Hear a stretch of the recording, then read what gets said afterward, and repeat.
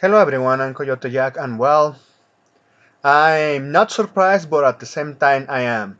So look at this. High School DxD illustrator Miyama Zero pointed out something many of us have noticed. Anime and smartphone game character designs have gone through serious quote-unquote power creep in the last decade. He says even his iconic Rias Gremory now looks relatively modest. You heard that one right.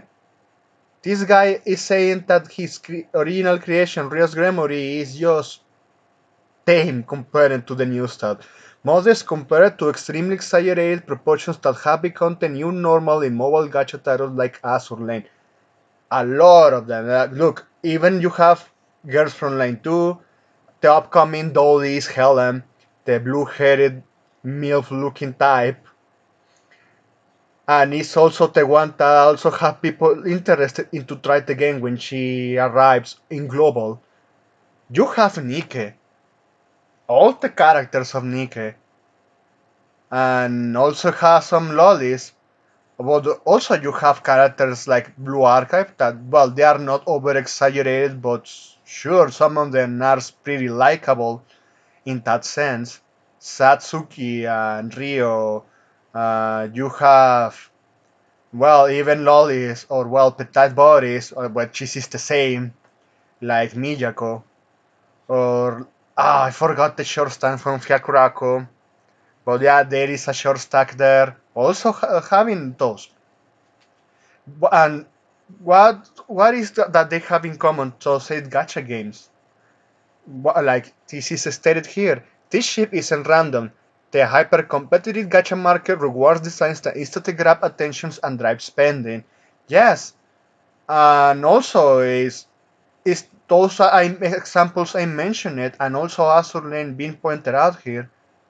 They are not Japanese, but sure you can say you have some Japanese people working there, and it's understandable. Like yes, of course, even when we have seen examples that Japanese people that have left the Japanese industry to work with China, to work with South Korea, because they are the ones committed to deliver. While what we have seen about the corporate landscape of Japan appealing to the global retardedness, global homo operations like DI, ESG, censorship that we have seen over the course of the years, and not so many gacha games have survived coming out from Japan.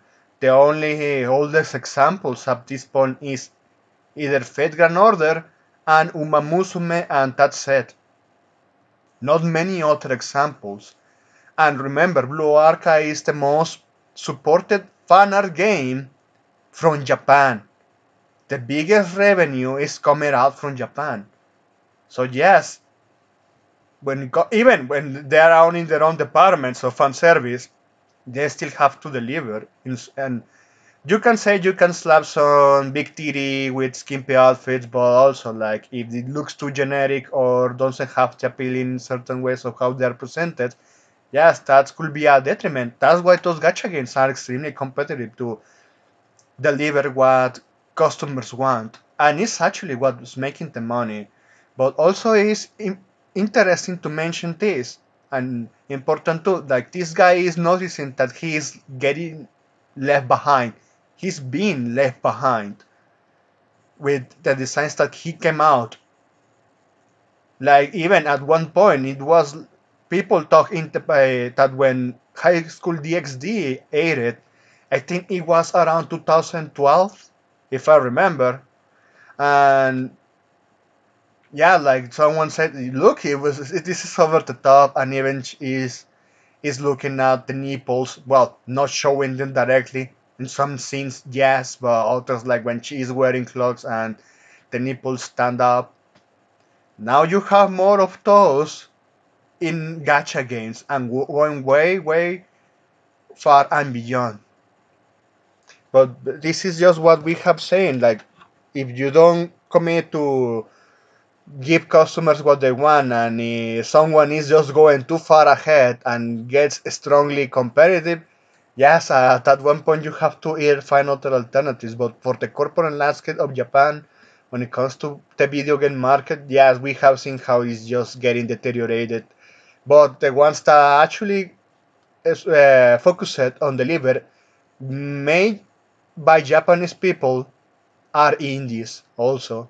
Those are the ones that are also taking a lead, but for the most part, man, either Fate Grand Order or Uma Musume. Just to entes, what used to be fan service has quietly reset the visual standard for Volutus characters.